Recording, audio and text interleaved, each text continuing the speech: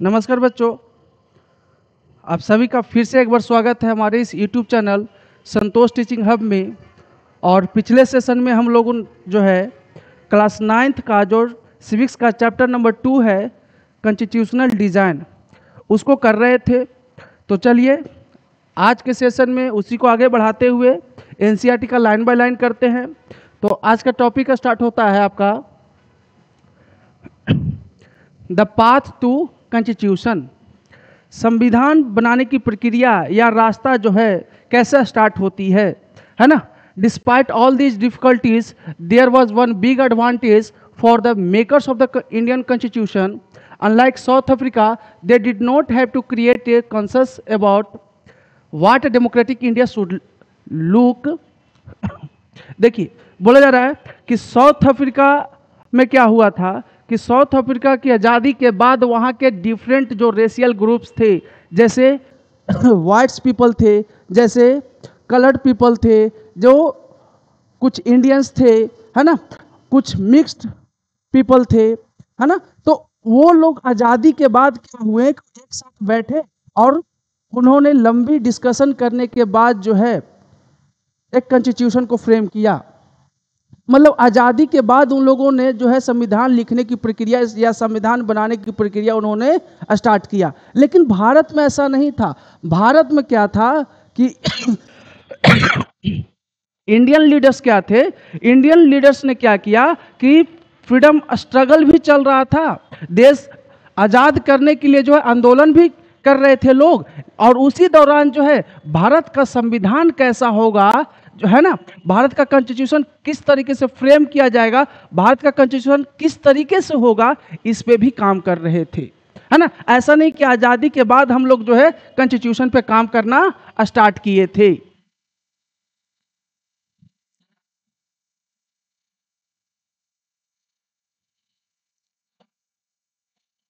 Much of this consensus had evolved during the freedom struggle. Our national movement was not merely a struggle against a foreign rule, it was also a struggle to rejuvenate our country and to transform our society and politics. देखिए, बोला जा रहा है कि जब आज़ादी की लड़ाई जो है हमारे लीडर्स कर रहे थे, देश का आज़ाद करने का जो मुहिम चल रहा था, उसी दौरान सेम पीरियड में क्या हो रहा था कि इंडियन लीडर्स जो है ना सोसाइटी को चेंज करने में लगे थे, कि मतलब कॉन्स्टिट्यूशन को फ्रेम करने में लगे थे, कॉन्स्टिट्यूशन के बारे में सोचते थे कि अपना संविधान कैसा होगा, कैसा जो है अपना सोसाइटी बनाएंगे, पॉलिटिक्स अपना जो है पॉलिटिकल जो है किस बेसिस पे काम करेगा, पॉलिटिक्स कैसा रहेगा, अपना सोसाइटी कैसा रहेगा। तो उसी दौरान ऐसा नहीं कि आज़ादी के बाद हम लोगों ने इसकी शुरुआत की, नहीं, आज़ादी से पहले ही जो है इंडियन लीडर्स क्या कर दिए थे कि संविधान बनाने की प्रक्रिया जो है, संविधान के बारे में जो है ना लोग सोचते थे। और उसी दौरान जो है अपना स्ट्रगल भी चल रहा था, अपना मूवमेंट्स भी चल रहा था, और साथ में क्या था, अपने सोसाइटी के बारे में भी लोग सोचते थे कि अपना सोसाइटी कैसा होगा, कैसे उसको ट्रांसफॉर्म करेंगे, कैसे उसको चेंज करेंगे, कैसे उसको बदलेंगे, पॉलिटिक्स अपना कैसा होगा। There was sharp differences of opinion within the freedom struggle about the path India should take after independence. Such differences exist even today. देखिए, बोला जा रहा है क्या, there was a sharp differences of opinion within the freedom struggle about the path India should take after the independence. उस समय भी differences थी, मतलब उस समय के जो लीडर्स थे उनमें भी जो है ना उनके ओपिनियन में, उनके सोच में डिफरेंसेस थी। और वो सारे लोग सोचते थे कि भारत का कॉन्स्टिट्यूशन आज़ादी के बाद जो है भारत का संविधान कैसा होगा, अपना सोसाइटी कैसा होगा, अपना पॉलिटिक्स कैसा होगा। Yet some basic ideas had come to be accepted by almost everyone. कुछ बेसिक आइडियाज थे जिसको सभी लोगों ने क्या कर लिया था, एक्सेप्ट कर लिया था। जैसे बेसिक आइडिया कहने का मतलब क्या हुआ, बेसिक आइडिया में है आपका इक्वलिटी की बात है ना, कि सभी लोगों को क्या मिलेगी, इक्वलिटी मिलेगी, है ना। फ्रीडम की बात हो रही है, फ्रीडम की बात करेगा, ये बेसिक जो है आइडियाज थे। साथ में universal adult franchise, universal adult franchise, है ना, मतलब राइट टू वोट। उसी समय जो है ना कुछ बेसिक राइट्स हो गए, कुछ बेसिक जो है आइडियाज़ हो गए, उसी समय जो है लोग क्या कर लिए थे, एक्सेप्ट कर लिए थे। ऐसा नहीं है कि आज़ादी के बाद जो है ये आइडिया पे जो है बातचीत हुई, नहीं, पहले से ही ये आइडिया जो है क्लियर था। इंडियन लीडर्स का जो है आइडिया पहले से ही क्लियर था, आज़ादी के पहले से ही, है ना।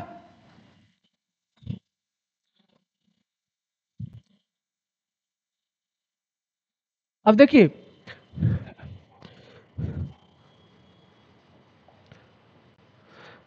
as far back as in 1928, Motilal Nehru and 8 other Congress leaders drafted a constitution for India.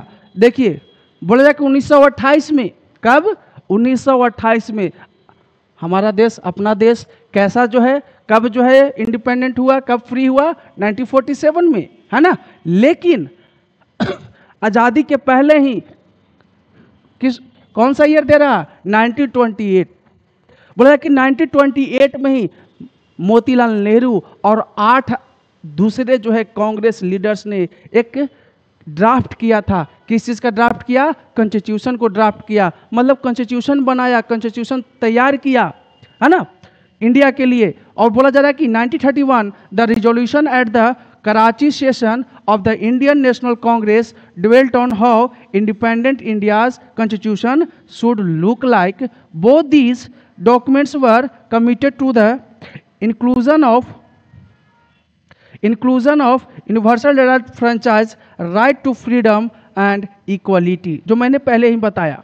क्या कि 1928 में मोतीलाल नेहरू और साथ में 8 और दूसरे कांग्रेस के लीडर्स ने एक कॉन्स्टिट्यूशन को ड्राफ्ट किया, बनाया, तैयार किया। साथ में 1931 में भी क्या हुआ कि कराची में इंडियन नेशनल कांग्रेस का जब सेशन होता है ना, मीटिंग्स होती है, बैठक होती है कराची में, तो उस दौरान भी जो है क्या होता है कि एक कॉन्स्टिट्यूशन पे बात चलती है कि क्या, एक रिजोल्यूशन पास किया गया कराची के सेशन में, इंडियन नेशनल कांग्रेस की मीटिंग में, कि आज़ादी के बाद जो है इंडिया का जो कॉन्स्टिट्यूशन है, मतलब आज़ाद भारत का, इंडिपेंडेंट इंडिया का जो है कॉन्स्टिट्यूशन कैसा होना चाहिए। मतलब ये 1928 साथ में 1931 में ये बात हो रही है कि आज़ादी के बाद जो है भारत का संविधान कैसा होना चाहिए, इंडिया का जो कॉन्स्टिट्यूशन होगा, जो संविधान होगा, उसकी रूपरेखा कैसी होगी, है ना।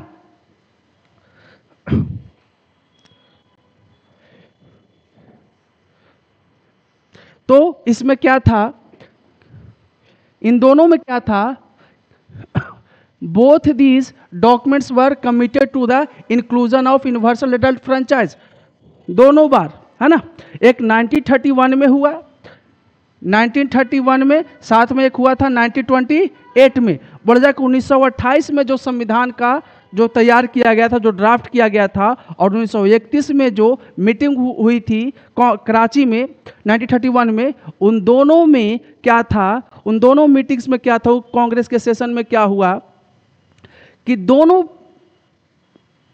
बार क्या किया गया कि यूनिवर्सल एडल्ट फ्रेंचाइज को जो है इंक्लूड किया गया कि कैसा होगा, यूनिवर्सल एडल्ट फ्रेंचाइज होगा, मतलब संविधान में यूनिवर्सल एडल्ट फ्रेंचाइज डाला जाएगा, लिया जाएगा। कहने का मतलब है कि राइट टू वोट उसमें ऐड किए जाएंगे, साथ में राइट टू फ्रीडम, ये फ्रीडम का अधिकार भी जो है ना, आज़ादी का अधिकार भी उसमें ऐड किए जाएंगे, साथ में इक्वलिटी भी रहनी चाहिए, है ना। और इक्वलिटी के साथ साथ क्या बोला गया, and to protecting the rights of the minorities in the constitution of independent India. बोला कि जो आज़ाद भारत का जो संविधान होगा वो माइनॉरिटीज़ को, है ना, जो माइनॉरिटीज़ हैं, है ना, अल्पसंख्यक है, जिनकी संख्या कम है, उनके अधिकारों की भी बात की जाएगी, उसमें उनके अधिकारों को भी क्या की जाएगी, प्रोटेक्शन दिया जाएगा, है ना, सुरक्षा दी जाएगी, रक्षा की जाएगी। 10 some basic values were accepted by all leaders much before the constituent assembly. बोल जा कि कुछ बेसिक वैल्यूज में क्या है आपका, universal adult franchise, right to freedom, साथ में इक्वलिटी। बोला कि ये कंस्टिट्यूएंट असेंबली बनने के पहले, है ना, कंस्टिट्यूएंट असेंबली आगे आएगा आपका, है ना। बोला जा कि कंस्टिट्यूएंट असेंबली के बनने के पहले ही ये सारे कुछ बेसिक्स जो है राइट्स थे, बेसिक आइडियाज थे, बेसिक वैल्यूज थे, इन सब को पहले ही क्या कर लिया गया था, मान लिया गया था कि एक आजाद भारत में संविधान की रूपरेखा या संविधान में क्या क्या चीजें होगी।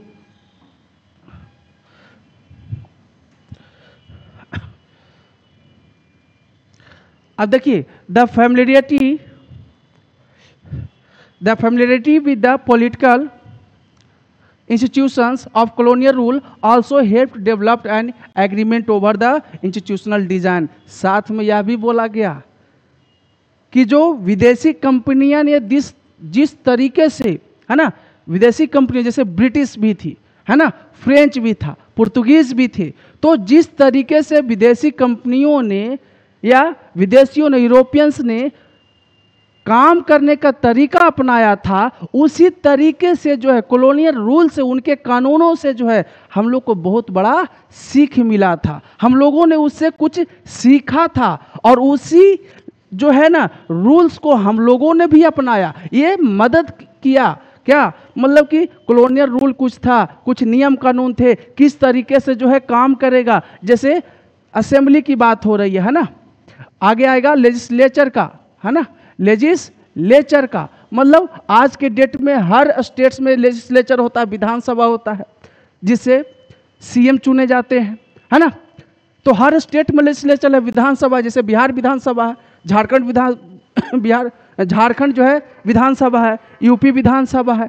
तो हर स्टेट्स में जो है ना क्या किया गया, लेजिस्लेचर है। तो उसी तरीके से पहले भी जो है लेजिस्लेचर होता था, काम करने का तरीका होता था। तो उससे क्या हुआ कि हम लोगों ने जो ब्रिटिश लोग जैसे काम कर रहे थे, जो काम करने का तरीका था, उनके काम करने के तरीकों से हमें क्या हुआ, मदद मिला और हम लोगों ने उनके डिजाइन को भी अपनाया, है ना।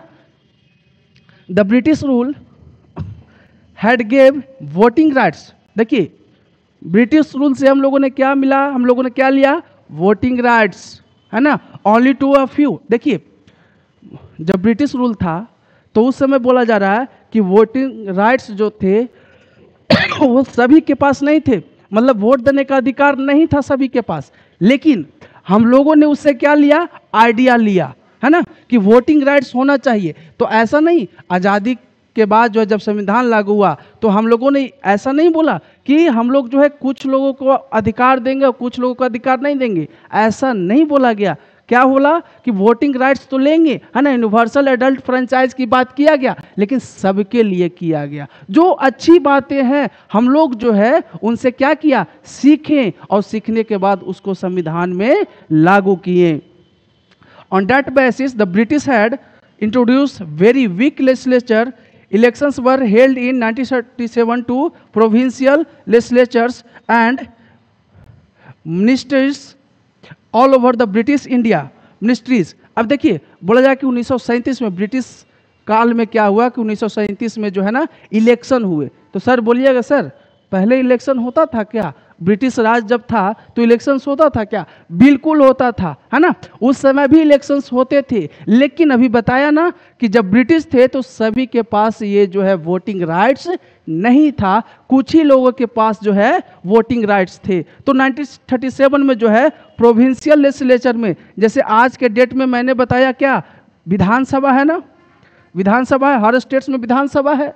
तो विधानसभा कैसे काम करती है, एक मिनिस्टर्स कैसे काम करेगा, एक मिनिस्टर्स के पास कैसा पावर होगा, कौन सा पावर होगा, हम लोगों ने सारा जो है उनसे सीखा, हम लोगों को एक्सपीरियंस मिला था, हम लोगों ने देखा था कि कैसे जो है ब्रिटिश काम करता है और उसी के आइडियाज को हम लोगों ने क्या किया, अपनाया। और आज के डेट में भी देखिए, है ना, लेजिस्लेचर है ना, असेंबली है, लेजिस्लेचर है, हर स्टेट्स में है, साथ में है ना पार्लियामेंट है, आपका पार्लियामेंट है। तो पार्लियामेंट कैसे काम करती है, लोकसभा में कैसे काम किया जाता है, हम लोगों ने जो है ब्रिटिश के काम करने के तरीके से बहुत कुछ क्या किया है, सीखा है।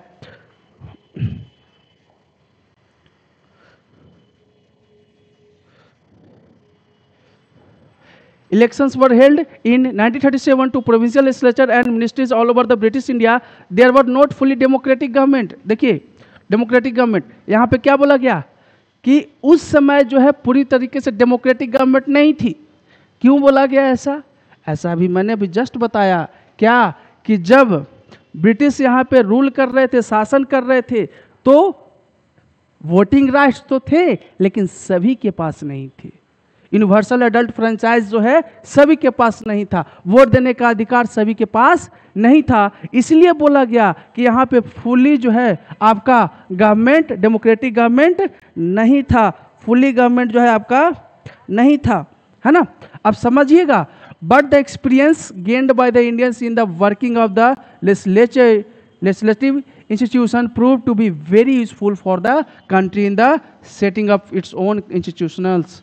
अब देखिए, लेकिन वही बात बोल रहा है फिर से जो मैंने समझाया क्या कि हम लोगों ने क्या किया, हम लोगों ने उससे एक्सपीरियंस लिया, है ना, कि कैसे काम करने का तरीका क्या होता है। जैसे लेजिस्लेटिव में, है ना, विधानसभा में कैसे काम होता है भाई, लोकसभा में कैसे काम होता है, लोकसभा के पास क्या पावर है ना, विधानसभा के पास क्या पावर है। तो हम लोगों ने क्या किया, उससे कुछ एक्सपीरियंस लिया। हम लोग तो देख रहे थे ना भाई, उससे एक्सपीरियंस भी ले रहे थे, है ना, आंदोलन भी चल रहा था साथ में, हम लोग उसके वर्किंग के एक्सपीरियंस को देख रहे थे कि काम करने का तरीका उसका कैसे है। और ये जो एक्सपीरियंस हम लोगों ने लिया वो हम लोगों को बहुत मदद किया इंस्टीट्यूशनल डिजाइन करने में, या कॉन्स्टिट्यूशनल डिजाइन करने में, कॉन्स्टिट्यूशन बनाने में जो है हम लोगों को बहुत हेल्पफुल हुआ ये।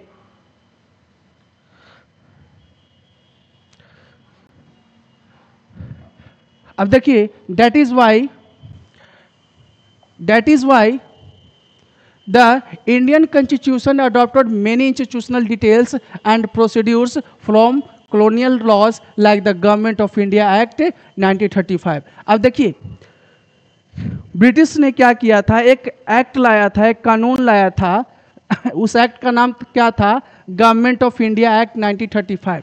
तो गवर्नमेंट ऑफ इंडिया एक्ट 1935 से हम लोगों ने बहुत कुछ सीखा और उसको अपने कॉन्स्टिट्यूशन में भी लागू किया है ना। तो हम लोगों ने क्या किया कि जो जैसा जो है कॉलोनियल रूल कर रहा था, कॉलोनियल रूल था यहाँ पे, जैसे ब्रिटिश लोग यहाँ पे रूल कर रहे थे, शासन कर रहे थे, तो क्या हुआ कि ब्रिटिश के काम करने के तरीका को हम लोगों ने सीखा और अपने संविधान में जो है उसको लागू करने का जो है ना कोशिश किया, प्रयास किया और लागू भी किया, है ना। जैसे गवर्नमेंट ऑफ इंडिया एक्ट में 1935 में जो था उसको जो है हम लोगों ने कहाँ डाल दिया, उसको डाल दिया अपने कॉन्स्टिट्यूशन में, अपने संविधान में। Years of thinking and deliberation on the framework of the constitution had another benefits। our leaders gained confidence to learn from the other countries। देखिए, सोच विचार करने के बाद जो है क्या होता है कि हम लोग को क्या हुआ, हम लोग को कॉन्फिडेंस आने लगा भाई।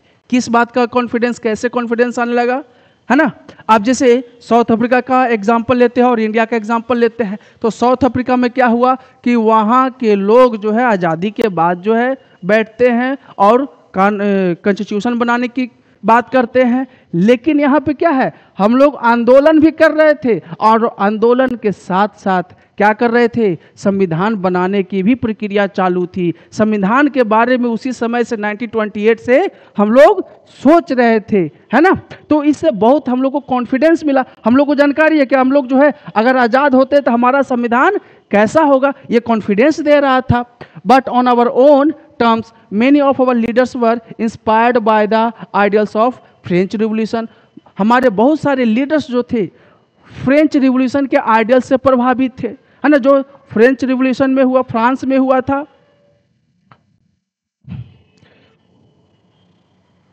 साथ में the practice of parliamentary democracy in Britain, और जो ब्रिटेन में जो जैसे ब्रिटेन यहाँ पे काम कर रहा था, साथ में ब्रिटेन में जो काम करने का तरीका था पार्लियामेंट्री फॉर्म। अपने की यहाँ भी क्या है, इंडिया में भी क्या है, पार्लियामेंट्री फॉर्म ऑफ गवर्नमेंट है। क्लास 8 में एक चैप्टर ही है पार्लियामेंट्री फॉर्म ऑफ गवर्नमेंट, है ना। तो पार्लियामेंट का जो व्यूज था, जो आइडियाज था, हम लोगों ने कहाँ से लिया, ब्रिटेन से लिया, है ना। साथ में अभी पढ़ा था क्या, फ्रांस से भी हम लोगों ने कुछ लिया, क्या, फ्रीडम। अब पढ़े थे ना फ्रेंच रिवॉल्यूशन, 3 आइडियाज वहाँ से लिया गया, इक्वलिटी, फ्रेटर्निटी और फ्रीडम, है ना। तो हम लोग यहाँ से भी आइडियाज़ को ले रहे हैं, साथ में ब्रिटेन से भी आइडिया ले रहे हैं, साथ में यूएस से क्या कर रहे हैं, यूएस से जो है हम लोग देखिएगा, यूएस से जो है हम लोग क्या कर रहे हैं, राइट्स ले रहे, बिल ऑफ राइट्स, मतलब जो राइट्स था, जो अधिकार है हम लोगों के पास, जो अधिकार है हम लोगों ने यूएस से भी लिया है। द सोशलिस्ट रिवॉल्यूशन इन रसिया से क्या लिया है, सोशलिस्ट या सोशल वर्ड लिया है। सोशलिस्ट अपने जो है कॉन्स्टिट्यूशन में बाद में ऐड किया गया, तो है ना, ये सोशलिस्ट जो है ना ये भी लिया गया, सोशलिस्ट वर्ड भी लिया गया। had inspired many Indians to think of shaping a system based on social and economic equality, yet they were not simply imitating what others had done.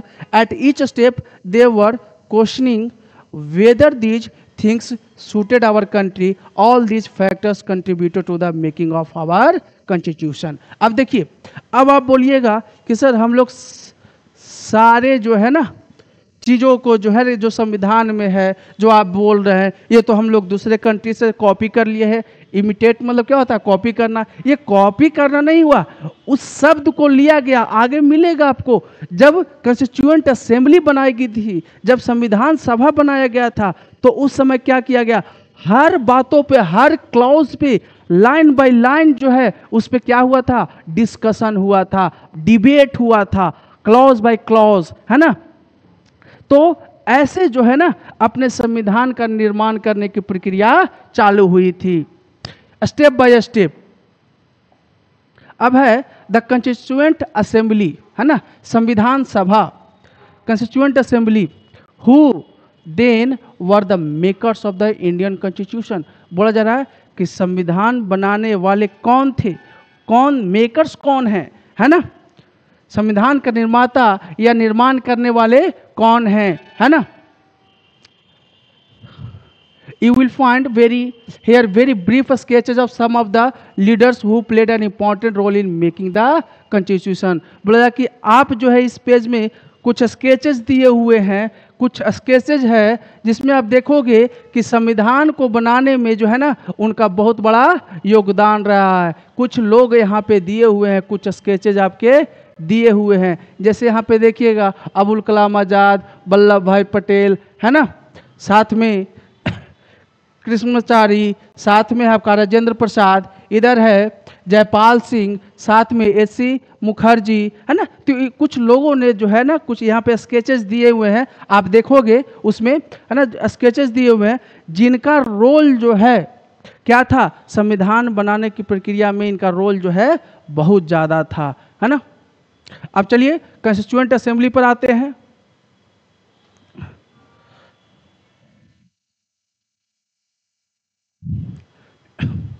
The drafting of the documents called the Constitution was done by an assembly of elected representative।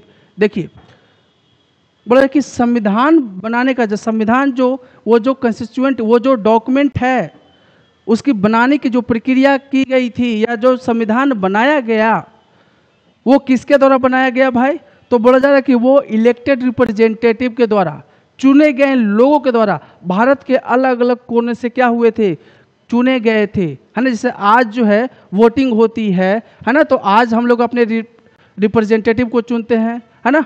तो उस समय भी क्या हुआ था, भारत के अलग अलग कोने से क्या किया गया, चुना गया, और चुने हुए लोगों ने ही क्या किया, उनको क्या बोला गया कॉन्स्टिट्यूएंट असेंबली का निर्माण किया। मतलब चुने हुए लोग क्या बनाए, एक कॉन्स्टिट्यूएंट असेंबली बनाए, एक सभा बनाए, है ना। जैसे कोई तमिलनाडु से चुन कर आया, कोई जम्मू कश्मीर से चुन कर आया, कोई जो है बिहार से चुन कर गया, कोई जो है महाराष्ट्र से चुन कर गया, कोई जो है नॉर्थ ईस्टर्न स्टेट से चुन कर गया। सारे लोग जब चुन कर गए तो वो किसका फॉर्मेशन बना हुआ उनका, वो हुआ कॉन्स्टिट्यूएंट असेंबली का, है ना, संविधान सभा का।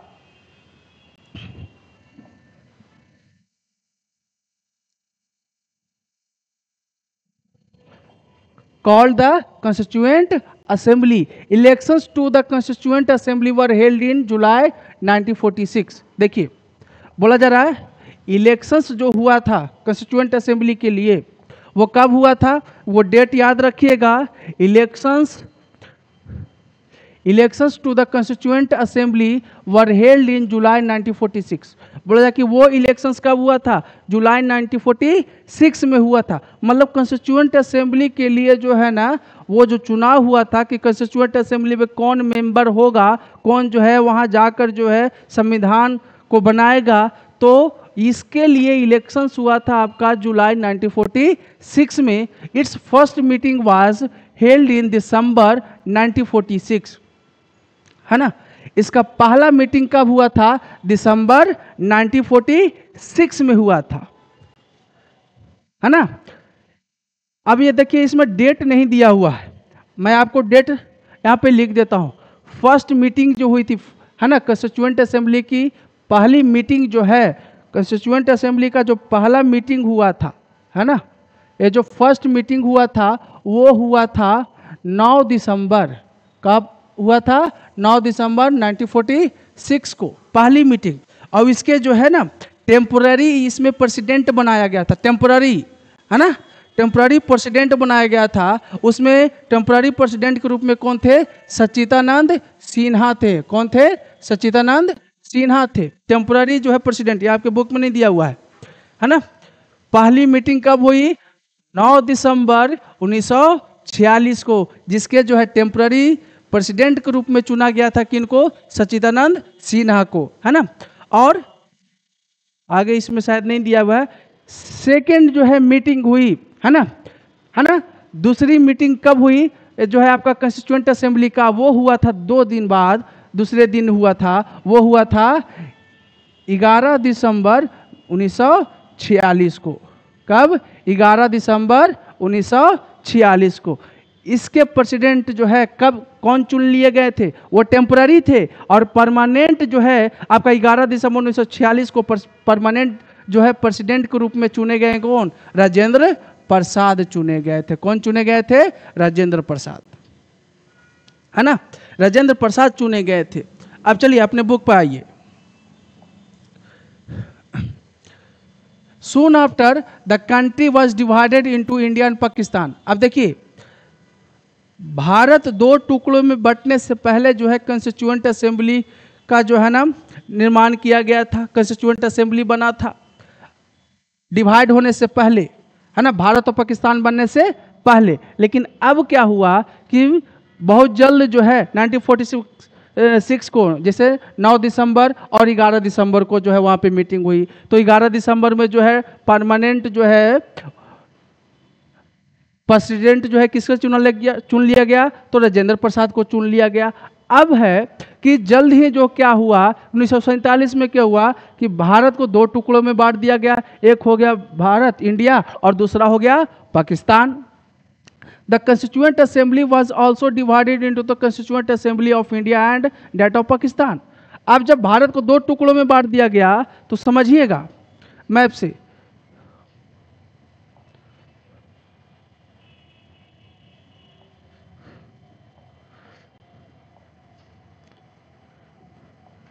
अब देखिएगा समझिएगा, भारत जब 2 टुकड़ों में बट गया मतलब ये वाला जो रीजन है, देखिएगा ये वाला जो रीजन है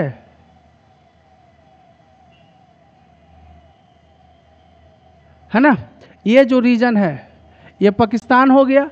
और ये जो आज के डेट में देख रहे हैं क्या, बांग्लादेश, है ना, ये क्या देख रहे हैं, बांग्लादेश इधर। तो ये क्या था, 2 भागों में बट गया। तो जो पाकिस्तान से जीतकर कंस्टिट्यूएंट असेंबली में आए थे, जो पाकिस्तान वाले एरिया से जीतकर आए थे, वो पाकिस्तान का जो है संविधान बनाएंगे। और जो इंडिया से जीतकर आए थे, जो इंडिया के रीजन से जीतकर आए थे, वो किसका संविधान बनाएंगे भाई, तो भारत का संविधान बनाएंगे। मतलब पहले क्या था, कंस्टिट्यूएंट असेंबली जो है ये पूरा पहले क्या था, भारत था। मतलब पहले पाकिस्तान भी भारत का पार्ट, ये बांग्लादेश वाला भी भारत का पार्ट था। तो पहले क्या हुआ कि सारे एरिया से चुन कर गए और जो है कंस्टिट्यूएंट असेंबली का फॉर्मेशन हुआ, कंस्टिट्यूएंट असेंबली का वो एक मेंबर बने। और मेंबर बनने के बाद क्या हुआ, जब मीटिंग हुई 9 दिसंबर और 11 दिसंबर, उसके बाद बहुत जल्द ही क्या हो गया, उसके बाद बहुत जल्द ही जो है आपका जो है भारत दो टुकड़ों में बट गया। एक हो गया क्या, पाकिस्तान, ये वाला रीजन पाकिस्तान, और ये बंगाल वाला, ये आपका जो आपका बांग्लादेश वाला भी जो रीजन है वो भी क्या हो गया, पाकिस्तान के पास चला गया। तो जो पाकिस्तान से जीत कर आए थे वो पाकिस्तान का जो है संविधान बनाएंगे, जो इंडिया से जीत कर आए थे वो किसका संविधान बनाएंगे, वो इंडिया का संविधान बनाएंगे, है ना।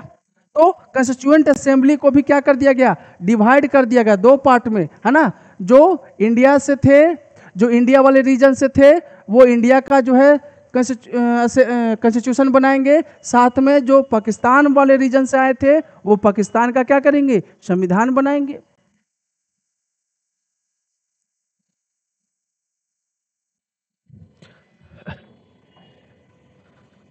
The Constituent Assembly that wrote the Indian Constitution had 229 members. The Assembly adopted the Constitution on 26 November 1949, but it came into effect on 26 January 1950, है ना। देखिए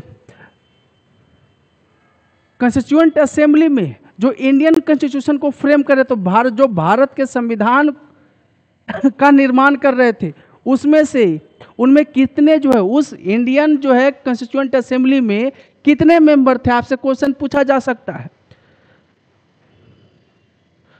जो भारत का संविधान सभा था, जो भारत का संविधान बना रहा था, उसमें कितने लोग थे, कितने मेंबर थे, तो याद रखिएगा मेंबर कितने थे, 299 मतलब 299 मेंबर थे जो भारत का संविधान बनाने की प्रक्रिया में लगे हुए थे। ये वैसे लोग थे जो जीत कर आए थे, ऐसा नहीं है कि कहीं से उड़कर आ गए भाई और भारत के लिए संविधान बना दिए, नहीं, ये जीत कर आए हैं, है ना। भारत के अलग अलग कॉर्नर से, अलग अलग कोने से जो है क्या किए, वो जीते और भारत का संविधान का निर्माण करने में लग गए। अब देखिए इंडियन कॉन्स्टिट्यूशन की बात हो रही है अब, कि इंडिया का कॉन्स्टिट्यूशन जो है वो अडॉप्ट कब हुआ, मतलब अडॉप्ट मतलब यहाँ पे हुआ कि बनकर तैयार कब हुआ। याद रखिएगा अडॉप्टेड, बहुत सारे लोग कंफ्यूज कर जाते हैं, जब अडॉप्टेड देता है तो 90-50 मार देते हैं, है ना। अडॉप्टेड मतलब बनकर तैयार कब हुआ, तो भारत का संविधान बनकर तैयार हुआ था आपका 26 नवंबर 1949 को बनकर तैयार हो गया। लेकिन अभी भाई बना है, लागू करने की बात नहीं की गई है, अभी संविधान बनकर तैयार हुआ है। लागू कब हुआ, तो बोला कि it came into effect on 26 जनवरी 1950। अब है कि लागू कब हुआ, 26 जनवरी 1950 को। तो जब भी आप 26 जनवरी को जलेबी खाते हैं तो याद जरूर करें कि इस दिन जो है ना जलेबी हमें क्यों मिल रही है, 25 जनवरी को क्यों नहीं मिलता है, 26 जनवरी को क्यों मिलता है। तो याद रखिएगा कि इस दिन जो है अपना संविधान क्या हुआ था, लागू हुआ था। अब यहाँ पे तो नहीं दिया हुआ है, लेकिन मैं बता दूं कि संविधान बनाने में कितना समय लगा था, है ना। संविधान बनाने में कितना समय लगा था, तो ध्यान दीजिएगा संविधान बनाने में आपको लगा था 2 years 11 month 18 days, है ना। कितना समय लगा था, 2 साल 11 महीना 18 दिन। इतना जो है ये लिख लीजिएगा, कहीं पे नोट कर लीजिएगा आप लोग, है ना। एमसीक्यू में पूछा जा सकता है, एमसीक्यू में आपसे पूछा जा सकता है कि भारत का संविधान बनने में कितना समय लगा था, कितना समय लिया था। तो वो 2 साल 11 मंथ और 18 दिन लगा था। लागू कब हुआ वो ध्यान में हो गया कि भारत का संविधान लागू हुआ था 26 जनवरी 1950 को, और भारत का संविधान जो है बनकर जो है तैयार कब हो गया था, 26 नवंबर 1949 को। चलिए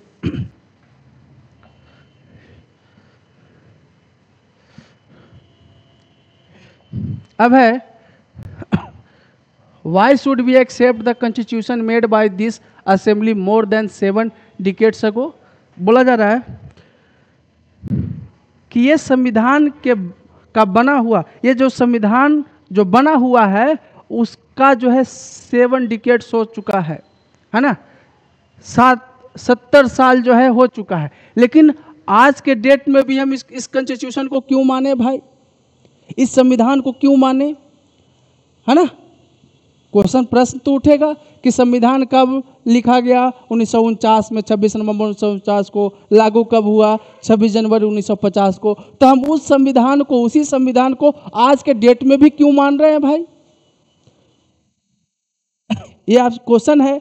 we have already noted one reason above, the constitution does not reflect the views of its own member alone. बोला जा रहा है कि ये जो संविधान है, ये जो संविधान है, जो संविधान के बनाने वाले लोग थे उनके आइडियाज को फिर सिर्फ नहीं डिनोट करता है, उनके विचारों को सिर्फ नहीं दर्शाता है, उनके विचारों को सिर्फ नहीं दर्शाता है, नहीं दिखाता है, बल्कि वो लोग जिन्होंने संविधान का निर्माण किया था वो लोग हमारे क्या थे, रिप्रेजेंटेटिव थे। मतलब वो उन्होंने हमारे बदले जो है हम लोगों ने क्या किया था, उनको चुना था, और उस चुने हुए मेंबर ने क्या किया था, हमारे बदले वो संविधान बनाया था। तो ऐसा नहीं है कि वो जो संविधान उनके द्वारा बनाया गया वो सिर्फ उनका आइडियाज था, नहीं, ये सभी लोगों को द्वारा, उस समय जो लोग थे उनके द्वारा भी माना गया। और आज को जो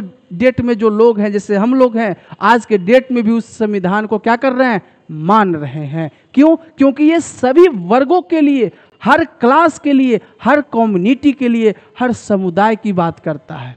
हर समुदाय को, हर जो है कम्युनिटी की बात करेगा, चाहे वो किसी भी रिलीजन का हो, किसी भी कास्ट का हो, किसी भी सेक्स का हो, हर लोगों के बारे में ये बात करता है, उनकी जो है ना अधिकारों की बात करेगा। ऐसा नहीं है कि किसी एक खास वर्ग की बात करता है। इसीलिए जो है हम लोग आज के डेट में भी मान रहे हैं, और उस जमाने में जब वहां पे उस समय के लोग थे तो उनके द्वारा भी संविधान को क्या किया गया था, माना गया था। It expresses a broad consensus of its time. Many countries of the world have had rewrite their constitution afresh because the basic rules were not acceptable to all major social groups. अब देखिए बोला क्या जा रहा है कि बहुत सारे देशों में क्या हुआ, बहुत सारे देशों में हुआ कि संविधान उस समय लिखा गया था और आज के डेट में जो है ना फिर से संविधान लिखा गया है, मतलब रीराइट किया गया है। मतलब एक संविधान पहले था, उस संविधान को बदलकर फिर से लिखा गया है।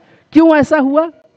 ऐसा इसलिए हुआ क्योंकि उनके बेसिक रूल्स सभी को प्रोवाइड नहीं किए गए थे, were not acceptable to major social groups. मतलब जितने भी लोग थे, हर सोशल ग्रुप्स के जो लोग थे, हर रेशियल ग्रुप्स के जो लोग थे, उन सबके बारे में वो वहाँ पे दूसरे कंट्रीज में बात नहीं हुई थी। लेकिन अपने कॉन्स्टिट्यूशन में क्या है कि हर ग्रुप्स के लिए जो है वहाँ पे चर्चा की गई है, डिबेट किया गया है, बातचीत हुई है ना। In other countries, the constitution exists as a mere piece of paper. No one actually follows it. दूसरे कंट्री में क्या है कि ये मात्र एक पीस ऑफ पेपर है, कागज का टुकड़ा है। वो जो डॉक्यूमेंट्स है वो एक कागज का टुकड़ा है। बहुत सारे लोग जो है उस कानून को फॉलो नहीं करते हैं, मानते नहीं है। लेकिन इंडिया में क्या है, सभी को क्या करना होगा, फॉलो करना होगा। इसलिए भी जो है उस समय के लोग भी जो है भारत का संविधान माने, और आज के डेट में भी जो है हम लोग भारत के संविधान को, इंडियन कॉन्स्टिट्यूशन को मान रहे हैं। वो इसलिए कि उस जमाने में भी वो सभी लोगों की बात करता था, और आज के डेट में भी जो है हर कम्युनिटी की बात किया है। मतलब हर सोशल ग्रुप्स के बारे में जो है ना विचार किया गया है, चर्चा की गई है।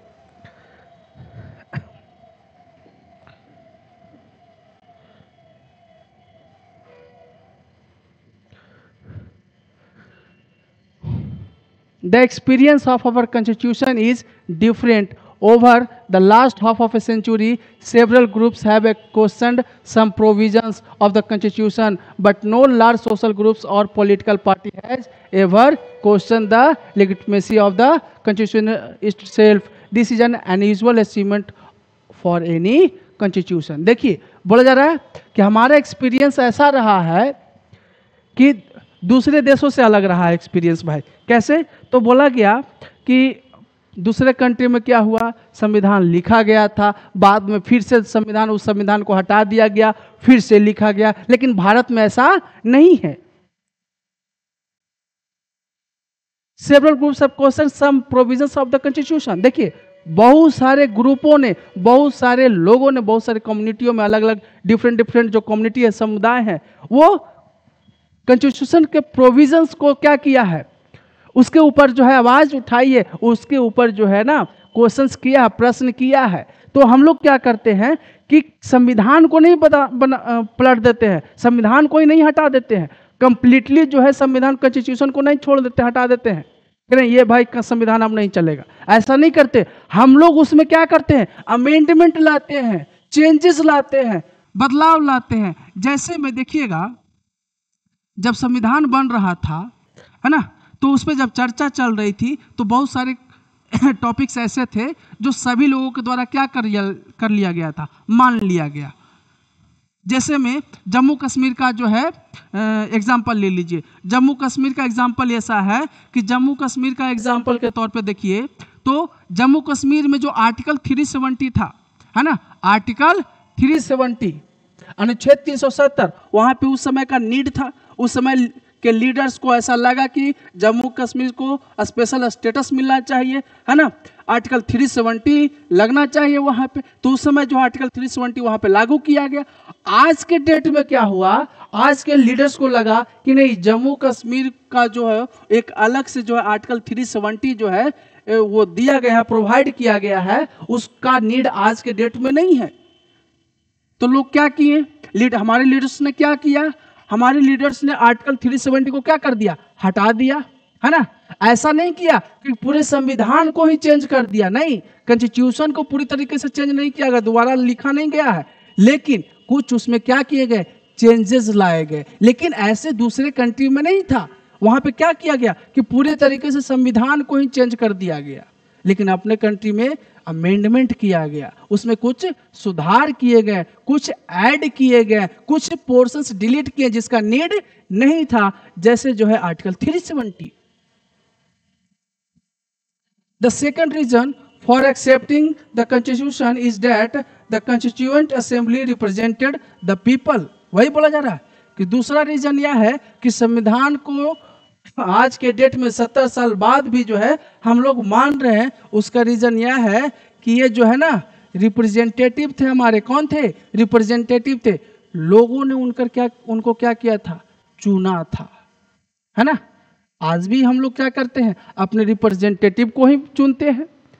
विधानसभा में देखिए, है ना, लोकसभा में देखिए, लोकसभा के इलेक्शंस में क्या होता है, अपने रिप्रेजेंटेटिव को चुनते हैं, विधानसभा के इलेक्शंस में अपने रिप्रेजेंटेटिव को चुनते हैं, और हमारे बदले वो क्या करते हैं, कानून बनाते हैं, है ना। There was no universal adult franchise at that time, so the constituent assembly could not have been chosen directly by all the people of India. अब देखिए यहाँ पे क्या बोला जा रहा है, यहाँ पे देखिएगा, यहाँ पे क्या बोला जा रहा है,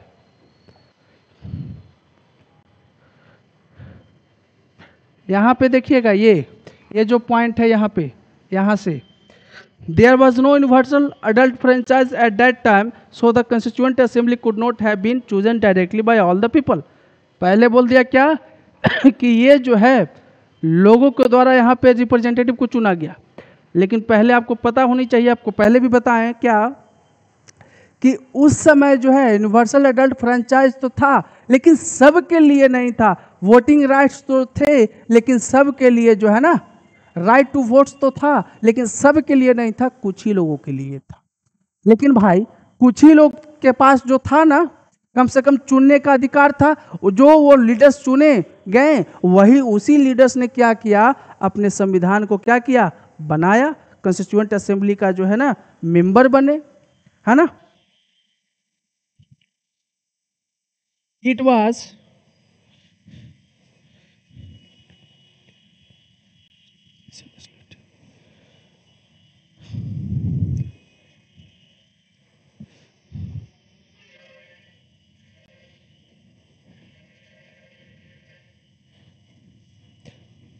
It was elected mainly by the members of the existing provincial legislature that we mentioned above. बोला जा रहा है कि ये लोग जो ये कंस्टिट्यूएंट असेंबली के जो मेंबर थे वो किनके द्वारा चुने गए थे, तो वो चुने गए थे जो चुने गए थे member of the existing provincial legislature के द्वारा। जैसे आज के डेट में विधानसभा है ना, आज के डेट में विधानसभा है, लोकसभा है, तो उस समय भी जो है क्या था, प्रोविंशियल लेजिस्लेचर था, जो लोग चुनकर जाते थे और उनके द्वारा ही क्या किया गया था, कॉन्स्टिट्यूएंट असेंबली को क्या किया गया था, उसके मेंबर को चुना गया था। जैसे आज के डेट में समझ लीजिए, एक एग्जांपल देते हैं कि राज्यसभा के मेंबर को हम लोग चुनते हैं क्या, राज्यसभा के मेंबर को हम लोग चुनते हैं, हम लोग वोट देते हैं? नहीं, हम लोग डायरेक्टली वोट नहीं करते बल्कि इनडायरेक्टली बोलते हैं। क्या भाई? तो जो रिप्रेजेंटेटिव चुनकर गए हैं उनके द्वारा ही वो क्या किया जाता है, उनको चुना जाता है ना। तो यहाँ पे भी वही था कि जो प्रोविंशियल लेजिस्लेचर के जो मेंबर थे वही लोग क्या किए थे, कॉन्स्टिट्यूएंट असेंबली के मेंबर को चुनकर भेजे थे। तो इसीलिए बोला गया कि हम लोग डायरेक्टली नहीं बल्कि इनडायरेक्टली चुनकर भेजे थे अपने रिप्रेजेंटेटिव को, कॉन्स्टिट्यूएंट असेंबली के मेंबर्स को। This ensured fair geographical share of members from all the regions of the country. बोला जा रहा है क्या कि ये सारे रीजन्स को टच किया, ये सारे रीजन्स को टच किया। जैसे में हमने बताया था क्या कि ये पहले अगर पूरा भारत था, अगर ये पहले पूरा भारत था, ये पूरा पहले भारत था, है ना, तो क्या था कि इस पूरे इलाके से जो है ना कुछ लोग जीतकर गए। लेकिन 1947 में क्या हुआ कि 1947 में कंस्टिट्यूएंट असेंबली की जैसे ही बैठक होती है 9 दिसंबर और 11 दिसंबर को, तो क्या होता है कि भारत को 2 टुकड़ों में बांट दिया गया। तो वही बोला जा रहा है कि अब जब ये 2 टुकड़े में बट गए तो क्या हुआ कि जो पाकिस्तान वाले रीजन से चुनकर आए थे, जो पाकिस्तान वाले रीजन से चुनकर आए थे, है ना, वो पाकिस्तान का जो है संविधान बनाएंगे, है ना। इधर भी थे बांग्लादेश वाला, पहले तो पाकिस्तान का ही पार्ट था वो, है ना। आज़ादी के बाद जो है जब 2 टुकड़ों में बटा तो बांग्लादेश भी किसका पार्ट था, पाकिस्तान का था, है ना। पाकिस्तान से वो बाद में टूटा है और क्या बन गया है, बांग्लादेश बन गया है। और जो इंडिया के रीजन से जो जीत कर आए उन्होंने इंडिया के कॉन्स्टिट्यूशन को बनाया, भारत के संविधान को बनाया। तो वही बातें यहां भी बोली जा रही है।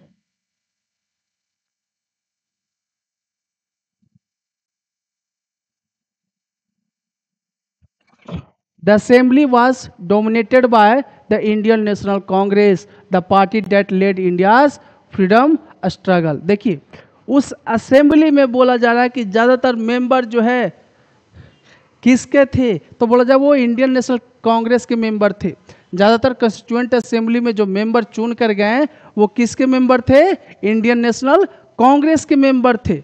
मतलब समझिएगा उस समय जो इंडियन नेशनल कांग्रेस था कोई वो पॉलिटिकल पार्टी नहीं थी बल्कि वो मूवमेंट वाली पार्टी थी, आंदोलनकारी पार्टी थी। आंदोलन कर रहे थे लोग, है ना, उस पार्टी से जुटकर, जिसमें अलग अलग विचारधारा के भी लोग थे, है ना। सबका आइडियाज़ क्या था, अलग था, विचार क्या था, अलग था। आप कांग्रेस पार्टी के बारे में भी सुने होंगे कि कांग्रेस पार्टी में कुछ नरम दल भी थे और कुछ गरम दल भी थे, जैसे भगत सिंह गरम दल, है ना।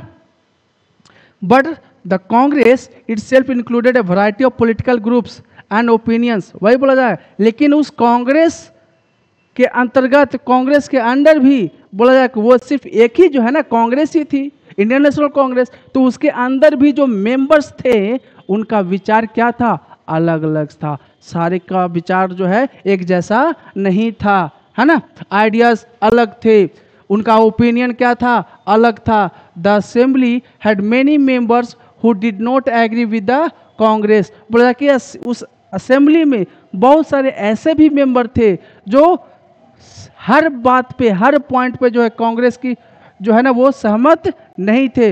मतलब दोनों कांग्रेस के ही हैं, सारे लोग कांग्रेस के, अधिकतर मतलब कि कांग्रेस के मेंबर थे, सारे लोग नहीं, अधिकतर लोग कांग्रेस के मेंबर थे। लेकिन यह भी बोला जा रहा है कि उस असेंबली के जो मेंबर्स थे, है ना, उस असेंबली के जो मेंबर्स थे वो कांग्रेस के साथ सहमत नहीं होते थे। बहुत सारे ऐसे मुद्दे होंगे जो कांग्रेस के साथ जो है सहमत नहीं होंगे। हो सकता है कि आपका विचार और मेरा विचार क्या हो जाए, अलग हो जाए, आपका सोचने का तरीका अलग हो, मेरा सोचने का तरीका अलग हो। तो उस समय उस असेंबली के मेंबर्स भी क्या थे, उनका विचार, उनका आइडियाज क्या थे, अलग थे। In social terms to the assembly represented members from the different languages, groups, caste, classes, religion and occupations. बोला जा रहा है कि सामाजिक तौर पे अगर देखते हैं तो उस असेंबली में, उस संविधान सभा में भी जो रिप्रेजेंट किए, जो हम लोगों का प्रतिनिधि किए, वो अलग अलग लैंग्वेज के भी लोग थे, अलग अलग ग्रुप्स के लोग थे, अलग अलग कास्ट के लोग थे, अलग अलग क्लासेस के लोग थे, उनका रिलीजन अलग अलग था, उनका ऑक्यूपेशंस अलग अलग था। मतलब हर कास्ट के लोग उसमें, उस मेंबर में, कंस्टिट्यूएंट असेंबली में है, हर ग्रुप्स के लोग हैं जिनका लैंग्वेज अलग अलग हो, है ना, डिफरेंट लैंग्वेज हो, अलग रिलीजन है, हर सभी का धर्म हो सकता है अलग है ना, ऑक्यूपेशंस भी डिफर करता है, कोई कुछ और काम करता है, कोई कुछ और दूसरा काम करता है ना। तो यहाँ पे वही बातें बोली जा रही है कि उस असेंबली में जो मेंबर्स थे, ऐसा बात नहीं है कि कांग्रेस जैसा बात करता था वैसा ही बात वो लोग भी करते थे। वो मतलब उस असेंबली में जो रिप्रेजेंट कर रहे थे वो अलग अलग कास्ट के भी थे, अलग अलग रिलीजन के भी थे, अलग अलग ऑक्यूपेशंस वाले भी लोग थे।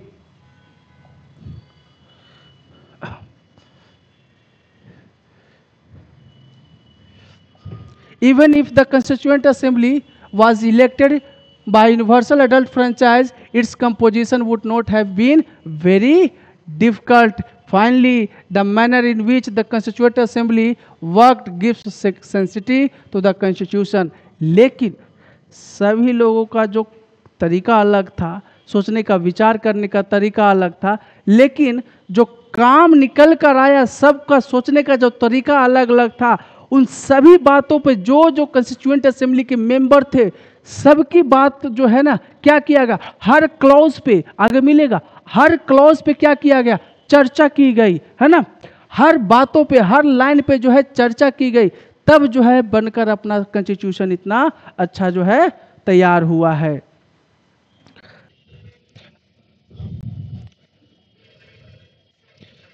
The Constituent Assembly, the Constituent Assembly worked in a systematic, open and consensual manner. देखिए बोला जा रहा है कि कंस्टिट्यूएंट असेंबली जो काम कर रही थी वो सिस्टमेटिक वे में काम कर रही थी, है ना, ओपन तरीके से काम कर रही थी। कैसे सिस्टमेटिक वे में काम कर रही थी? Some basic principles were decided and agreed upon. कुछ बेसिक प्रिंसिपल्स जैसे फ्रीडम था, इक्वलिटी था, यूनिवर्सल अडल्ट फ्रेंचाइज था, ये सब चीज़ों पे ना, ये जो बेसिक प्रिंसिपल है इसके ऊपर जो है पहले ही सहमति बन गई थी, है ना। Then a drafting committee chaired by doctor B.R. Ambedkar prepared a draft constitution for discussion. अब देखिए बोला जा रहा है उसके बाद आपसे यहाँ से क्वेश्चन पूछा जा सकता है MCQ में, क्या हुआ the drafting Who was the chairman of drafting committee? तो आप क्या बोलोगे? B.R. अम्बेडकर, है ना। ड्राफ्टिंग कमिटी एक फिर बनाया गया, है ना, जिसके जो है प्रेसिडेंट कौन थे? Doctor B.R. अम्बेडकर थे। ड्राफ्टिंग कमिटी के जो है चेयरमैन कौन थे? प्रेसिडेंट कौन थे? B.R. अम्बेडकर थे। उन्होंने एक डिस्कशन करने के लिए जो है ना लोगों को क्या किया? राजी किया। Several rounds of thorough discussions took place on the draft constitution. अब जो संविधान बनाया गया था, जो संविधान कॉन्स्टिट्यूशन ड्राफ्ट हो रहा था, उसके ऊपर जो है थ्रोली मतलब क्या होता है, यहाँ पे थोरो डिस्कशन दिया हुआ है। थोरो डिस्कशन का मतलब हुआ गहन विचार हुआ, यहाँ पे चर्चा हुई, डिस्कशंस हुआ, क्लॉज बाय क्लॉज मतलब लाइन बाय लाइन। जो मेंबर, जो कॉन्स्टिट्यूएंट असेंबली के मेंबर है, जो वो बात बोल रहे थे, उनके ऊपर जो है ना, उस पॉइंट के ऊपर, उस लाइन के ऊपर जो है क्या हो रहा था, एक एक पॉइंट के ऊपर, एक एक लाइन के ऊपर, एक एक शब्द के ऊपर, एक एक वर्ड के ऊपर जो है ना गहन जो है विचार हो रहा था, डिबेट्स हो रहे थे। क्लॉज बाय क्लॉज मतलब लाइन बाय लाइन जो है उसके ऊपर क्या हो रही थी, चर्चा की गई थी। मोर देन 2000 अमेंडमेंट्स वर कंसीडर्ड। देखो बोला गया क्या कि लगभग मोर देन 2000 अमेंडमेंट्स। जैसे मैंने कुछ बोला है ना, मैं अगर कॉन्स्टिट्यूएंट असेंबली का मेंबर हूं, मैंने कुछ बोला तो क्या हुआ, उसके ऊपर मेरे बोले गए शब्दों के ऊपर, वर्ड्स के ऊपर जो है ना गहन डिबेट हुआ, विचार हुआ, वार्तालाप हुआ, बातचीत हुई है ना। और लगभग 2000 अमेंडमेंट्स किए गए थे। कितने? 2000 है ना। 2000 जो है उसमें संशोधन किया गया था। ऐसा नहीं है कि जो मैंने बोल दिया वो बोल दिया भाई उसी को लिख दो, ऐसा नहीं है। आपने क्यों बोला, क्या सोचकर बोला, वो सारी बातों को यहां पर क्या किया गया था, चर्चा की गई थी।